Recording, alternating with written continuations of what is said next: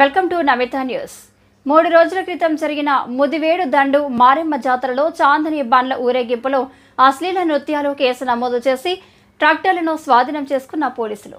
తమ్మలపల్లి నియోజకవర్గంలో ప్రతిష్టాత్మకంగా నిర్వహించే దండు మారెమ్మ జాతర 30 గ్రామాలకు పైగా ప్రజలు తనను సకల అరిష్టాల నుండి వెన్నంటే కాపాడుతున్న దండు మారెమ్మకు మొక్కిన మొక్కులను ప్రతి ఏడాది చెల్లించుకునేవారు.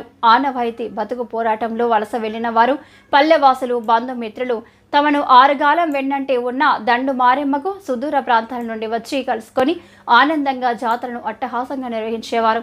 ఈ నేపథ్యంలో వివిధ గ్రామాల నుండి ట్రాక్టర్లకు పోటాపోటీగా విద్యుత్ దీపాలంకరణ చేసి మేళతాళాలతో డీజేలు పెట్టి నృత్యాలు చేసుకుంటూ ఊరేగింపుగా వచ్చే ఆనవాయితీ.